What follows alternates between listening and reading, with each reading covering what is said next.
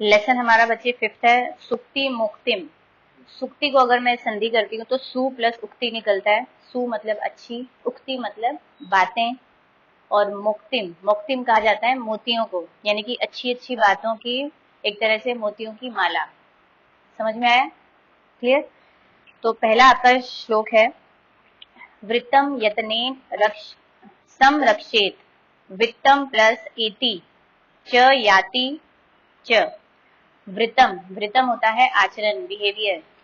यतनेन प्रयत्न करने से, कोशिश करने से, संरक्षेत रक्षा करनी चाहिए।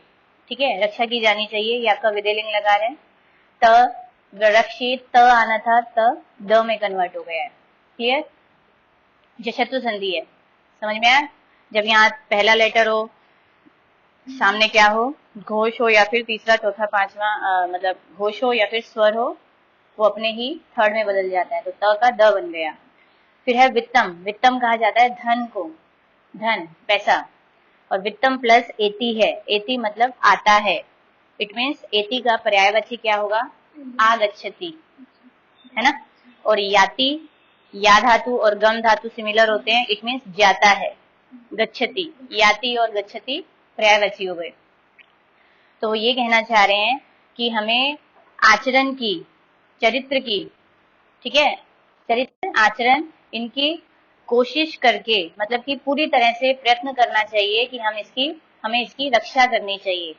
पूरी तरह से कोशिश करके हमें चरित्र की, आचरण की रक्षा करनी चाहिए, क्योंकि जो वित्तम धन है वो तो आता और जाता है। पैसा तो आता जाता रहता है, लेकिन इंसान का जो कैरेक्टर है वो ऐसे आता जाता नहीं है, एक बार गया तो गया। ठीक। फिर है अक्षीणो, विसर्ग ओ में कन्वर्ट हो गया है, अह था ओ में कन्वर्ट हो गया, सत्व ये भी आपकी उत्व संधि है।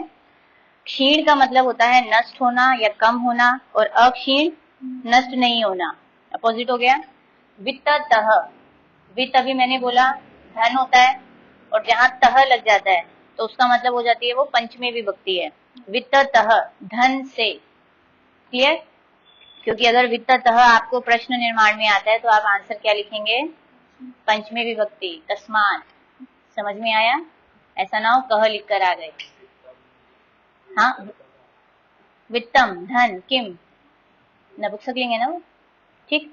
और अभी वित्त तह है तो तस्मात। तो वित्त तह धन से, क्षीण विसर्ग वापिस ओ में कन्वर्ट हुआ, क्षीण यानी कि नष्ट होने पर। फिर है वृत्त तह, आपको आधा स दिख रहा है, एक्चुअली वो विसर्ग स में कन्वर्ट हो गया है, क्योंकि विसर्ग के बाद जब त आता है तब विसर्ग आधे स में कन्वर्ट होता है, जस्ट लाइक नमः प्लस ते, नमस्ते बन जाता है ना।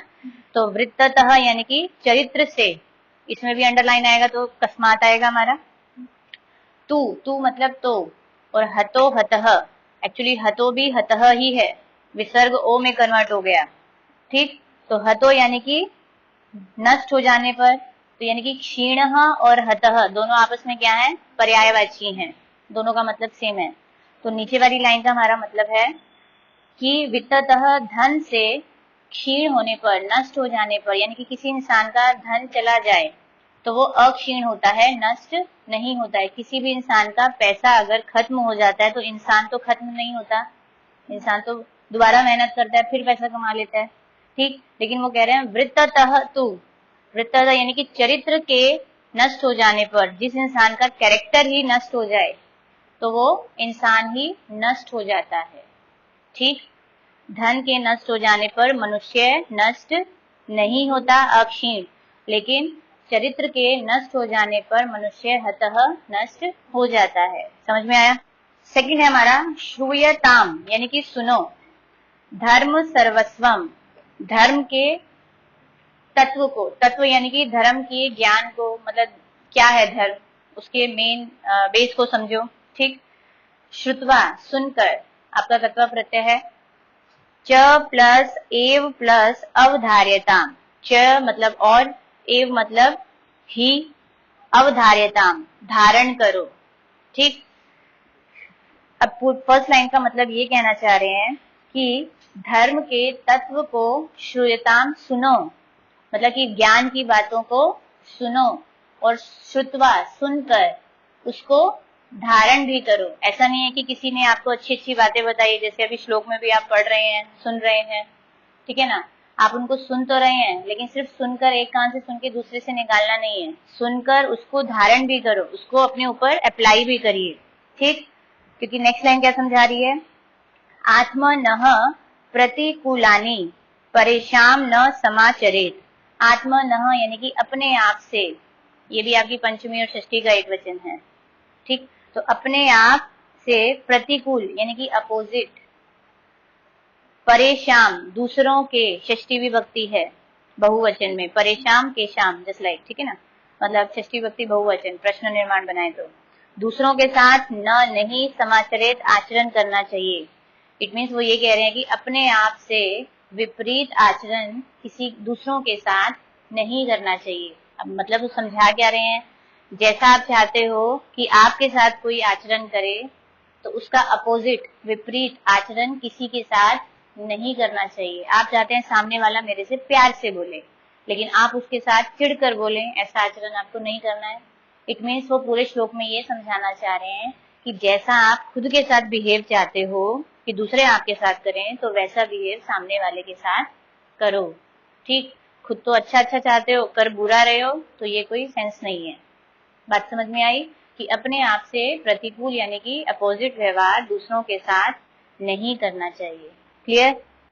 चलिए नेक्स्ट है बच्चे, प्रिय वाक्य प्रदानेन। प्रिय यानी कि मीठे अच्छे वाक्य, सेंटेंसेस प्रदान करने से, दूसरों को देने से, सर्वे सभी, तुष्यंती संतुष्ट होते हैं या फिर प्रसन्न होते हैं।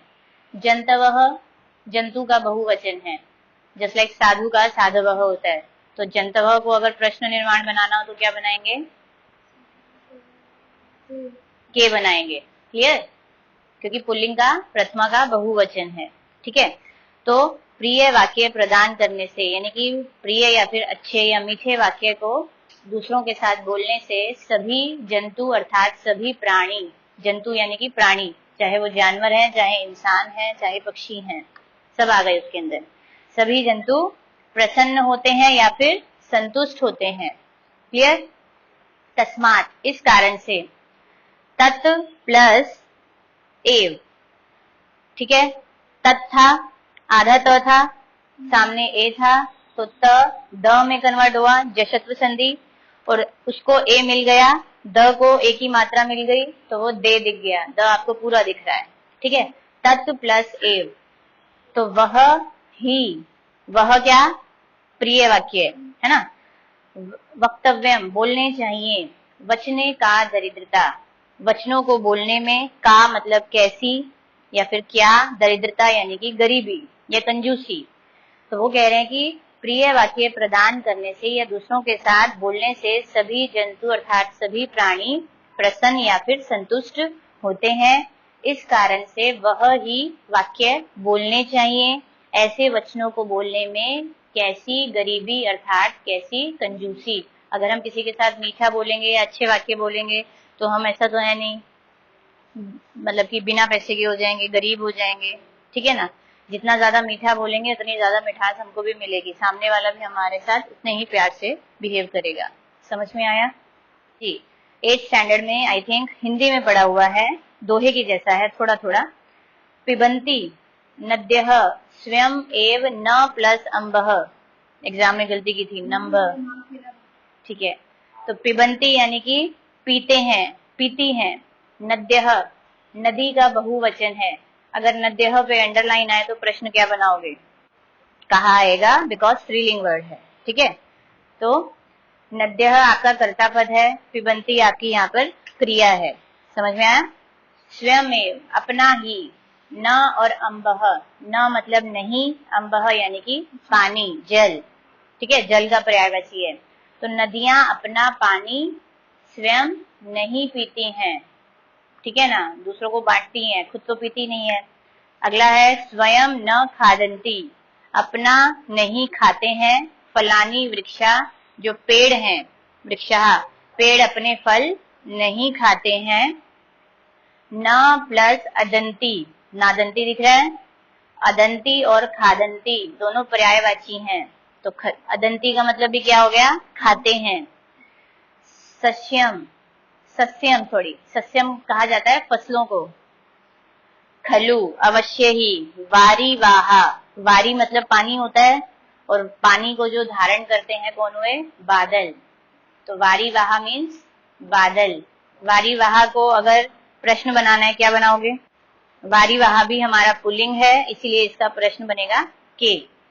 तो वो कह रहे हैं अवश्य ही जो बादल हैं, वारी वाहा मतलब बादल, अपनी फसल नहीं खाते हैं क्योंकि वो फसलों को पानी देते हैं वर्षा के दिनों में, तो खुद तो फसल खाने आते नहीं है। क्लियर। परोपकाराय सत्ताम विभूत्यः, परोपकाराय यानी कि परोपकार के लिए सत्ताम, सत्ताम आपका अगर कभी अंडरलाइन आए, ये एक्चुअली है षष्ठी विभक्ति बहुवचन और ये पुल्लिंग है, तो क्या आंसर आएगा हमारा, केशाम। ठीक है, तो सत्ताम का मतलब होता है सज्जन व्यक्तियों के, यकी जो भी है। विभूतियः, विभूति का बहुवचन है। ठीक है, विभूति का बहुवचन क्या बना, जैसे लाइक कवि का कव्यः होता है, तो विभूति का विभूत्यः, विभूति कहा जाता है खजाना, तो ये बहुवचन में है। तो वो कह रहे हैं कि जो सज्जन व्यक्ति होते हैं उनकी जो विभूतियां होती हैं, इट मीन जो उनके खजाने होते हैं वो परोपकार के लिए होते हैं। परोपकार यानी कि दूसरों पर उपकार करने के लिए होते हैं। अब यहाँ पर सज्जन कौन हुए, वृक्ष हुए, नदियां हुई और बादल, वारी वाहा, ये सब इन्होंने किस तरह से बताए गए हैं, एक तरह से इनको सज्जन व्यक्ति के समान बताया गया है क्योंकि ये अपनी चीजें खुद नहीं खाते हैं, इनके खुद के जो खजाने हैं वो परोपकार, दूसरों के उपकार के लिए होते हैं। बात समझ में आई। नेक्स्ट बच्चे फिफ्थ है हमारा गुणेशु प्लस एव, ये आपकी संधि हो गई है यण संधि, उ प्लस ए मिलकर वे बन गए हैं।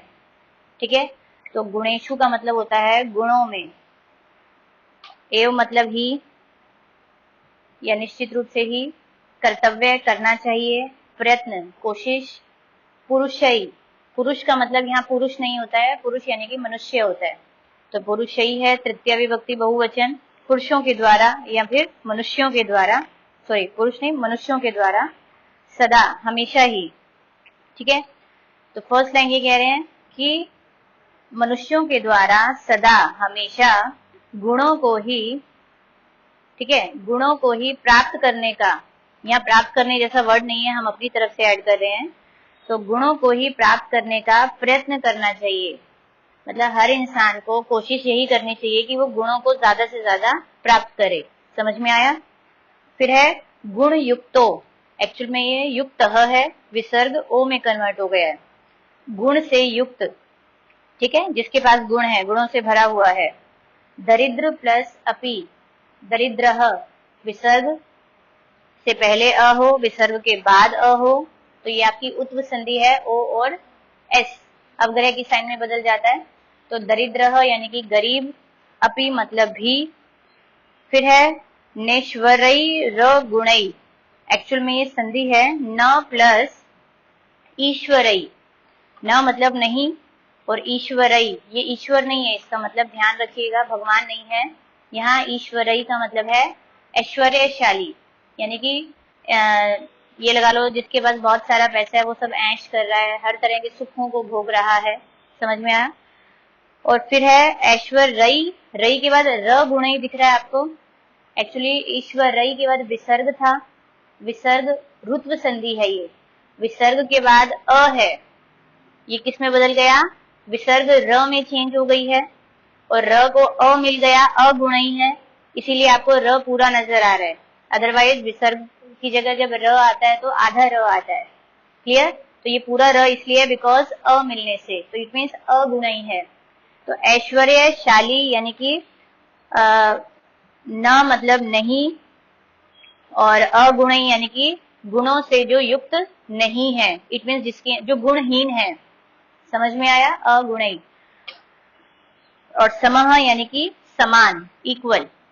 क्लियर, तो वो ये कहना चाह रहे हैं कि जो गुणवान व्यक्ति होता है, गुणों से युक्त है, लेकिन अगर गरीब भी है, ठीक, अगर कोई गरीब इंसान गुणों से युक्त है और दूसरी तरफ ऐश्वर्यशाली व्यक्ति है, पैसे वाला व्यक्ति है, लेकिन वो अगुणई है यानी कि गुणों के बिना है, तो न समह, इनकी समानता नहीं की जा सकती।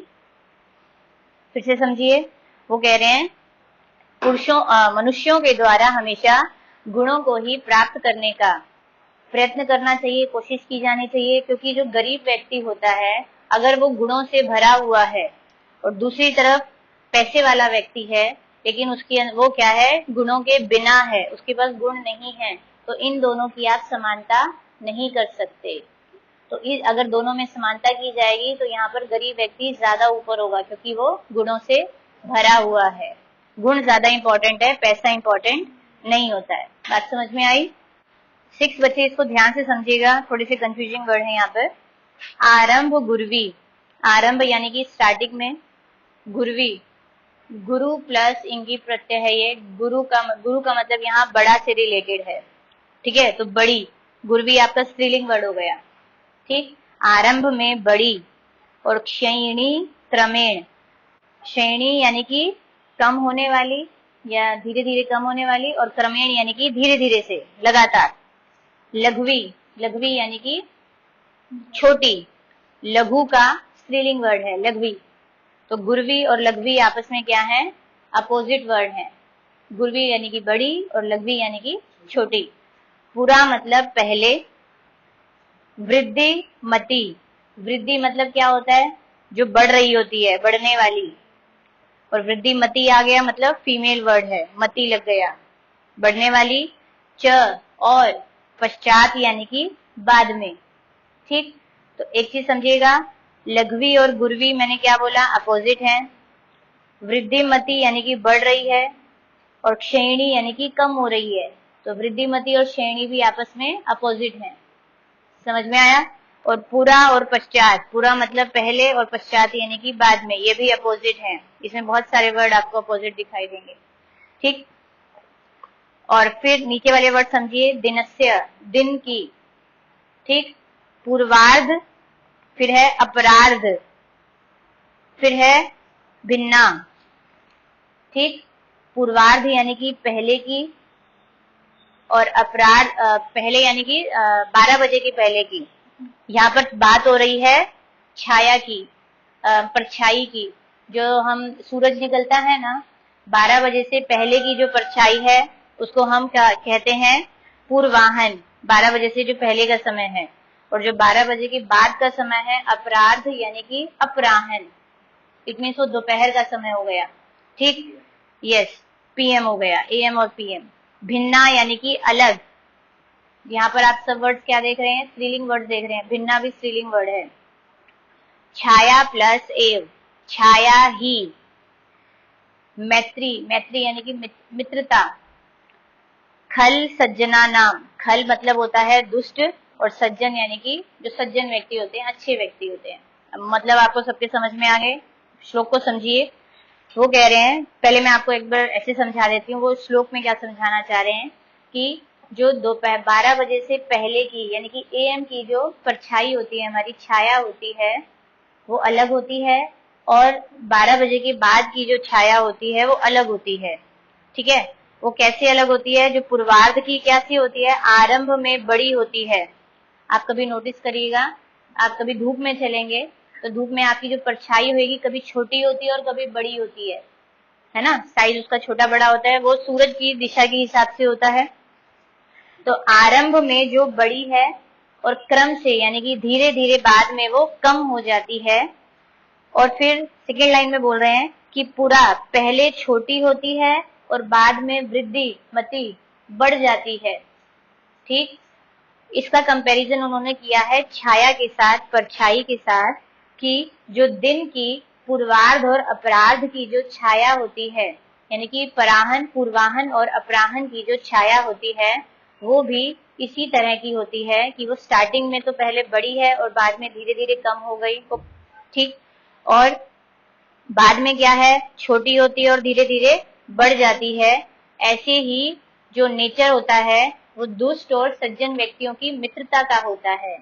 भी जो दुष्ट व्यक्तियों की मित्रता होती है ना, अगर हमारी किसी बुरे व्यक्ति के साथ मित्रता है तो वो क्या होएगा, स्टार्टिंग में तो वो बड़ी बड़ी बातें करेगा, मैं तेरे लिए ये कर दूंगा, वो कर दूंगा, कभी भी मुसीबत है, लेकिन बाद में धीरे धीरे कम होने लगती है, यानी कि बाद में वो धीरे धीरे पीछे हटने लग जाते हैं। और जो सज्जन व्यक्ति होते हैं वो कैसे होते हैं, उनकी छाया पहले छोटी होती है और बाद में बड़ी, यानी कि वो ऐसे बड़ी बड़ी बातें नहीं करते हैं, वो सिर्फ मुसीबत आने पर आपका अच्छे से साथ देते हैं, हर मुसीबत में आपके साथ खड़े रहते हैं। वो सिर्फ बातें नहीं करते हैं बल्कि करके दिखाते हैं। बात समझ में आई?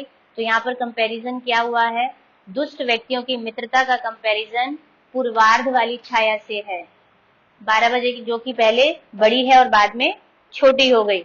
और सज्जन व्यक्तियों का कंपैरिजन किसके साथ है, अपरार्ध वाली छाया से, अपराहन वाली, जो पहले छोटी होती है और बाद में बड़ी होती है। समझ में आया?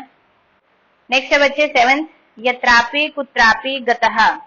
यत्रापि जहां कहीं भी, ठीक है, जहां भी, कुत्रापि कहीं भी, गतः मतलब चले जाए, भवेयुः, भवेयु के बाद विसर्ग था जो कि हंसा, ह के ऊपर र में कन्वर्ट हो गया, ऋत्व संधि है, ठीक है।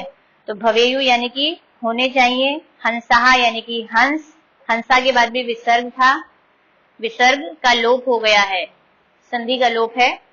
तो ध्यान दीजिएगा, यहाँ पर हंसा वर्ड आपका कर्ता पद है और भवेयु आपका क्या है, क्रिया है, बहुवचन में है। फिर है मही मंडल मंडलाए। मही मंडल कहा जाता है पृथ्वी को, और मंडलाए यानी कि सुशोभित करने के लिए, उसको सुंदर बनाने के लिए। ठीक, पहली लाइन का मतलब ये है, चलो पहले बार सारे वर्ड समझ लीजिए। हानि और प्लस टू, विसर्ग आधे स में कन्वर्ट हो गया है, हानि तो, हानि समझते हो ना, लॉस। तेषाम उनका, ही मतलब निश्चित रूप से ही, सरोवराणाम सरोवरों का, तालाबों का, ये शाम जिनका, मरालई सह, मराल का मतलब भी हंस होता है, तो हंस और मराल पर्यायवाची हो गए। लेकिन आपसे कोई पूछेगा तो इसका पर्यायवाची आप मरालई का हंसहा नहीं लिखोगे, क्योंकि दोनों सेम विभक्ति में होने चाहिए, हंसई या फिर मरालहा लिखिएगा अगर लिखना हो सेम वर्ड। सह मतलब उनके साथ, विप्रयोग यानी कि बिछड़ना। ठीक, अब श्लोक का मतलब क्या है कि पृथ्वी को मही मंडल मंडलाए, पृथ्वी को सुशोभित करने के लिए या फिर सुंदर बनाने के लिए, हंसहा जो हंस हैं, यत्रापि कुत्रापि जहां कहीं पर भी, गतहा भवेयु चले जाएं। ठीक, पृथ्वी को सुंदर बनाने वाले जो हंस हैं जहां कहीं भी चले जाएं। हानि तु तेषाम सरोवरानाम ही, मतलब कि हानि तो केवल उन सरोवरों की ही होती है, उन तालाबों की ही होती है, ये शाम जिनके साथ, मरालई सह विप्रयोग जिनके साथ हंसों का बिछुड़ना लिखा होता है।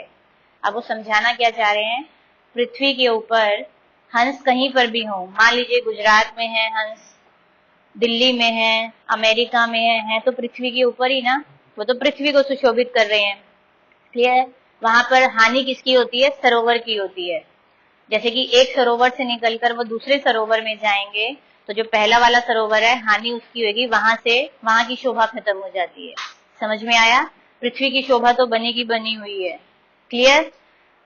समझ में आया कि पृथ्वी को सुशोभित करने वाले जो हंस हैं, पृथ्वी पर जहां कहीं भी चले जाएं, लेकिन हानि तो केवल उन सरोवरों की होती है जिनके साथ उनका बिछुड़ना होता है। क्लियर? बिछुड़ते किससे हैं वो, सरोवरों से बिछुड़ते हैं, उनकी हानि होती है। क्लियर है? समझ में आया? सही है जी। अब हमारा है 8th स्टैंडर्ड का, 8th वाला जो श्लोक है 8th स्टैंडर्ड का ही 1st चैप्टर का पहला श्लोक है, सेम टू सेम, कि गुणाहा, गुणा को विसर्ग था, लोप हो गया है, यहाँ बहुवचन है एक्चुअली, क्योंकि गुणाहा अगर आएगा तो आपने आंसर क्या देना है, प्रश्न बनाना है के। क्लियर? पुलिंग है। गुणा गुणे गेक्षु गुणा भवंती, यानी कि जो गुणे गेशु का मतलब होता है जो, यस, गुणों को जो समझते हैं, गुणवान व्यक्ति होते हैं जो गुण को समझने वाले, और गुणा मतलब कि गुण, भवंती मतलब होते हैं। तो वो ये कहना चाह रहे हैं कि जो गुणवान लोग होते हैं उनके अंदर जो गुण होते हैं एक्चुअल में वो गुण कहे जाते हैं। ठीक, ते निर्गुणम प्राप्य, वे सभी क्या, वे सभी जो गुण होते हैं जब निर्गुणम किसी निर्गुणी व्यक्ति को प्राप्य यानी कि प्राप्त करके, यानी कि अगर वो किसी निर्गुणी व्यक्ति को मिल जाते हैं, उन्हें प्राप्त हो जाते हैं, तो भवंती दोषा, वो दोष में भवंती यानी कि बन जाते हैं। अगर मान लीजिए कोई गुणवान व्यक्ति है, बहुत ही अच्छा साधु संत कुछ भी लगा लो, महान व्यक्ति है, उसके अंदर कोई गुण है, तो सब लोग कहेंगे यार क्या गुण है इसके अंदर, बहुत अच्छे गुण है। सेम गुण आपको किसी बुरे व्यक्ति में दिखाई दे दिया तो कोई मानता ही नहीं कि ये उसका गुण है। वो अक्सर उनके वो जो गुण होते हैं बुरी संगति में रहकर वो भी दोष बन जाते हैं। तो अगला वो कह रहे हैं कि आस्वाद तोयाः प्रवहंती नद्यः। अच्छा, नद्य वापिस आया, नदी का बहुवचन है। जो नदियां हैं, आस्वाद तोया, आस्वाद यानी कि स्वाद युक्त, तोया यानी कि पानी होता है, जल, स्वाद युक्त जल वाली होती हैं नदियां, इसीलिए प्रवहंती बहती रहती हैं। ठीक, अक्सर कहा जाता है ना, पानी कहीं पर भी ठहरता है तो वो क्या हो जाता है, गंदा हो जाता है, पीने लायक नहीं होता है, ठहरा हुआ पानी। तो नदियों का जो पानी है वो स्वाद से भरा है, यानी कि मीठा पानी है, इसीलिए प्रवहंती बहता रहता है। ठीक, समुद्रम आसाद्य भवंती प्लस अपेया, भवंती प्लस अपेया है, या कि यण संधि है, ई और अ मिलकर य में कन्वर्ट हो गए हैं। भवंती यानी कि होती हैं, अपेया, पेया मतलब पीने लायक होता है, और अपेया यानी कि जो पीने लायक नहीं है। तो समुद्र में पहुंचकर, आसाद्य मिलकर या फिर पहुंचकर, वही नदियां जब समुद्र में पहुंच जाती हैं या उनको प्राप्त हो जाती हैं या उनको मिल जाती हैं तो वो अपेया यानी कि पीने लायक नहीं होती हैं। समझ में आया? तो इसका यहाँ पर भी मैं एक चीज और बोलूंगी, प्राप्य और आसाध्य, ठीक है, ये दोनों भी क्या है, एक तरह से पर्यायवाची हैं, मिलकर या प्राप्त करके आपस में। तो पूरे श्लोक का मतलब यही है, जब गुणवान लोगों के साथ जब गुण होते हैं तो वो असल में गुण कहे जाते हैं। सेम वही गुण अगर किसी निर्गुणी व्यक्ति को प्राप्त हो जाते हैं तो वही गुण दोष बन जाते हैं। और एग्जाम्पल वो ये दे रहे हैं, जिस प्रकार से जो नदियां होती हैं स्वाद युक्त जल वाली होती हैं तो वो बहती रहती हैं, लेकिन जैसे ही वो समुद्र में प्राप्त होती हैं या उनको मिलती हैं तो फिर वो उनका पानी अपेय यानी कि पीने लायक नहीं होता है। ध्यान दीजिएगा, पहले वाले लाइन में गुणा आपका कर्ता पद है, भवंती क्रिया है। उसी के बगल में दोषाः आपका कर्ता पद है, भवंती क्रिया है, बहुवचन। फिर नद्य का कर्ता पद है, प्रवहंती इसका क्रिया पद है। क्लियर? और लास्ट वाले में अपेया कर्ता पद है तो भवंती आपकी क्रिया है। क्लियर? अब यहाँ पर गुणाः, दोषाः और अपेयाः सबका प्रश्न बनाएंगे तो के बनेगा, लेकिन नद्यः का प्रश्न बनाएंगे तो कहा बनेगा, बिकॉज वो स्त्रीलिंग है। क्लियर? चैप्टर बच्चे हमारा फिनिश हो गया है। इससे रिलेटेड आपको कोई भी डाउट है आप क्लास में मेरे साथ डिस्कस कर ही सकते हैं, और चैनल को सब्सक्राइब करके रखिए ताकि इस वीडियो को आपको दोबारा से सुनना है, ताकि आपको ढूंढने में दिक्कत नहीं आएगी। Okay, good bye, take care, जय हिंद।